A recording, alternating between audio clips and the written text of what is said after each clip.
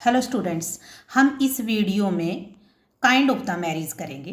Kind of the marriage में valid marriage, void marriage, voidable marriage, invalid marriage. सबसे पहले valid marriage. अगर valid marriage में हमारे पास सेक्शन 5 की 5 कंडीशंस और सेक्शन 7 और सेक्शन 8 की यदि कंडीशन फॉलो कर ली जाती हैं कंप्लीटली, वो हमारी कौन सी मैरिज होगी? वैलिड मैरिज होगी। और वैलिड मैरिज में जो भी हस्बैंड वाइफ के स्टेटस के अकॉर्डिंग जो राइट्स एंड लाइबिलिटी बनती हैं, चिल्ड्रंस की जो राइट्स एंड लाइबिलिटी बनती हैं, वो पूरी उन्हें मिलेंगी। अब आती है बात सेकंड में वॉइड मैरिज। यदि वॉइड मैरिज होती है तो वॉइड मैरिज के कौन कौन से ग्राउंड होंगे जब उनको वॉइड मैरिज कहा जा सकेगा? जब हम section 5 of Hindu Marriage Act पढ़ते हैं तब उसमें नंबर पहला ground, no spouse is living.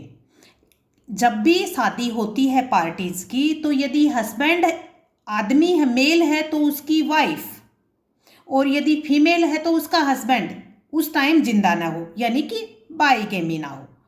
तो उस टाइम यदि है और फिर कोई शादी कर लेता है तो वो शादी होगी वॉइड।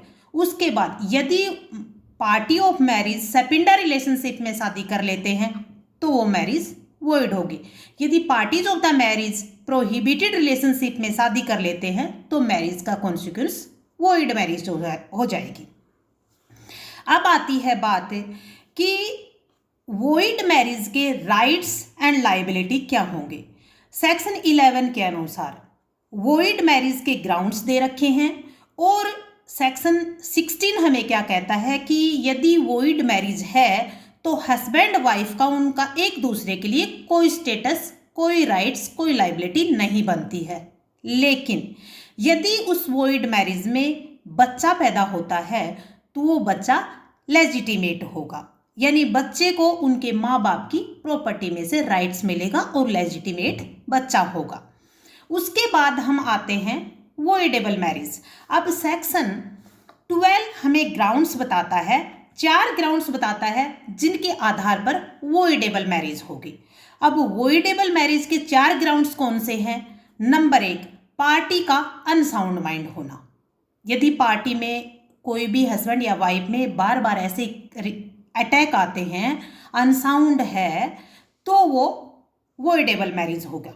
दूसरी पार्टी शादी को डिसॉल्व करवाने के लिए कोर्ट में जा सकता है। नंबर दूसरी बात, यदि उन दोनों पार्टियों में से कोई भी इम्पोटेंसी हो, यानी कि बच्चा पैदा करने की कैपेबल ना हो, तब वो मैरिज को वॉइडेबल करवाया जा सकता है। उसके बाद थर्ड ग्राउंड है, यदि शादी फोर्स या फ्रॉड से की गई हो, तो जिस पार्टी के साथ फ्रॉड या फोर्स हुआ है वो पार्टी शादी को वॉइडेबल करवा सकती है। उसके बाद यदि फोर्थ नंबर की कंडीशन है, यदि वाइफ शादी से पहले किसी और के बच्चे की माँ बनने वाली हो और हस्बैंड को ये पता ना हो कि वो सी इज ए प्रेग्नेंट, तो पता चलते ही उस शादी को वॉइडेबल करवाया जा सकता है। फिर उसके बाद हम 4 ग्राउंड्स वॉइडेबल मैरिज के हो गए हैं अपने पास, 3 ग्राउंड्स अपने पास वॉइड मैरिज के हो गए हैं। अब आते हैं वॉइडेबल मैरिज के कॉन्सिक्वेंस क्या होंगे। अगर मैरिज वॉइडेबल है तो हस्बैंड वाइफ का स्टेटस रहेगा कि वो हस्बैंड वाइफ रहेंगे। यदि उन्हें मैरिज को डिसॉल्व करवाना है तो उन्हें कोर्ट से डिक्री लेनी पड़ेगी। बच्चा कोई भी उस शादी से पैदा हुआ है तो वो लिजिटिमेट बच्चा होगा सेक्शन 16 के अनुसार। अब हमारे पास क्वेश्चन आता है कि वॉइड और वॉइडेबल मैरिज में क्या डिफरेंस है। वॉइड और वॉइडेबल मैरिज में सेक्शन 11 वॉइड मैरिज के ग्राउंड बताती है, section 12 Hindu Marriage act voidable के ग्राउंड बताती है। सेक्शन 11 में एब इनिशियो यदि कोई भी शादी वॉइड मैरिज की शादी की कंडीशंस अगर फॉलो नहीं की हैं तो वो शादी एब इनिशियो वॉइड होती है, यानी शादी एग्जिस्टेंस में आई ही नहीं है। और वॉइडेबल में शादी एग्जिस्टेंस में होती है। वॉइड मैरिज में हस्बैंड वाइफ का आपस में हस्बैंड वाइफ होना एग्जिस्टेंस में आया ही नहीं है, लेकिन वॉइडेबल मैरिज में हस्बैंड वाइफ का एग्जिस्टेंस होना आ गया है। अब बात आती है कि राइट्स एंड लाइबिलिटी की।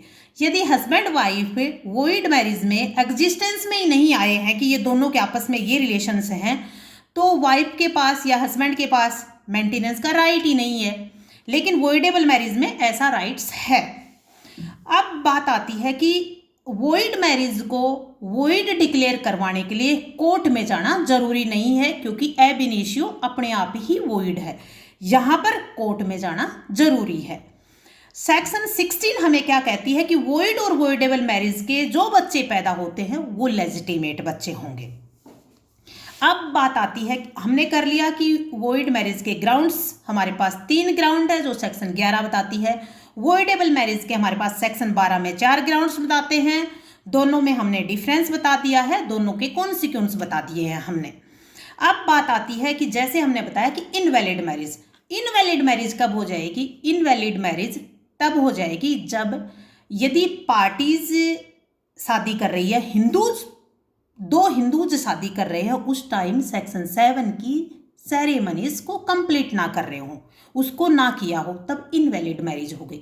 अब सेरेमनी क्या है? जैसे यदि हम आपस की हरियाणा और पंजाब की, इनकी यूपी की बात करें, तो जब हमारी यहाँ शादी होती है तो अग्नि के बाहर 7 फेरे लिए जाते हैं। यदि वो 7 फेरे की सेरेमनी पूरी ना की हो तब वो इनवैलिड मैरिज होगी।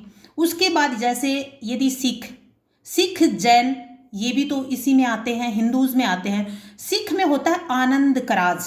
आनंद कराज क्या होता है? जो उनका जो गुरु ग्रंथ साहिब होता है वो सिर पे रखा जाता है और उनकी किताब को रखा जाता है और उनकी जो बेदी होती है उसके बाहर पे चक्कर लगाए जाते हैं, वो आनंद कराज हो गया। तो आनंद कराज की फॉर्मेलिटी को पूरा ना किया हो। अब बात आती है जैसे नेचर ऑफ हिंदू मैरिज में मैंने ये कहा था कि ये परमानेंट इन नेचर है और ये अनडिजोलेबल है।